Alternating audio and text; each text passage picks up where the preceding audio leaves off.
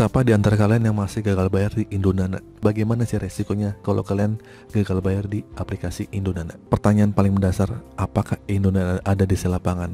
Apakah masuk Slik OJK?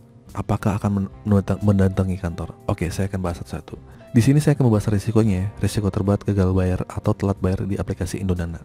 Karena masih banyak juga yang sering menanyakan tentang resiko gagal bayar di aplikasi Indonana. Apa aja sih resiko terberatnya ketika mengalami telat bayar di aplikasi Indonana? Dengar baik-baik. Aplikasi Indonana ini adalah aplikasi pinjaman online legal ya, yang resmi terdaftar di OJK, dan aplikasi ini dikembangkan oleh PT Arta Dana Teknologi. Kalian bisa baca ya.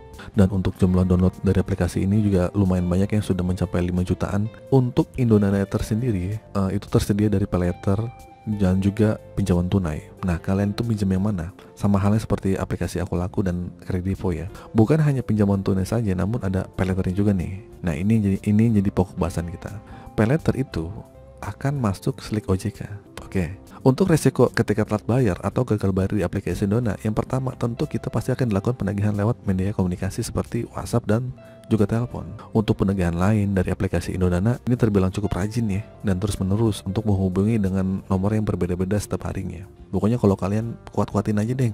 Nah, terkadang bikin nasabah down karena ancaman-ancaman dari Indonana, dari IDC-nya Indonana yang menagih, dan juga tidak segan-segan untuk mereka menghubungi kontak-kontak lain yang ada di ponsel nasabah itu. Ibarat kata ini di luar kondar lah. Loh, kok keluar kondar? Iya, Anda juga yang seperti ini. Jadi nggak heran ya kalau misalnya dari aplikasi Indonana ini biasanya akan rajin mengirimi pesan melalui WA, menebar ancaman, menakut-nakuti nasabah yang telat bayar. Tapi kalian jangan panik, karena semua ini hanya ancaman. Tujuannya untuk menakut-nakuti kalian agar duit kalian yang sudah dipinjam itu balik, agar segera melunasi hutang-hutangnya. Namun, untuk kalian nggak perlu khawatir, karena aplikasi Indonana ini sudah diawasi oleh OJK. Jadi, denda keterlambatan dipastikan akan berhenti di 100% dari total pokok pinjaman dan tidak akan terus membengkak seperti aplikasi pinjaman yang ilegal ya. Apakah aplikasi Indonana ini masuk Slik OJK? Yang saya tadi sebutkan masuk untuk yang paylater. Yang pinjaman gimana bang? Sama aja masuk. Karena si Indonana ini akan melaporkan ke Slik OJK-nya ketika kalian gagal bayar. Untuk aplikasi Indonana sendiri, ini bekerja sama dengan salah satu bank. Seperti yang kita ketahui ya, semua aplikasi pinjaman online yang bekerja sama dengan pihak bank tentu akan melaporkan Slik OJK ketika nasabahnya telat bayar. Aplikasi Indonana ini bekerja sama dengan PT Oke Indonesia. Nah, ketika masuk ke Slik OJK, namanya sudah tidak di Indonana lagi, tapi atas nama PT Bank Oke Indonesia atau Oke Bank lah, Bank Oke.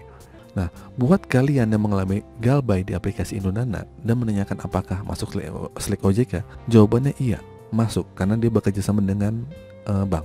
Lalu, apakah ada DC lapangan dari DC Indonana yang sering banyak ditanyakan nih?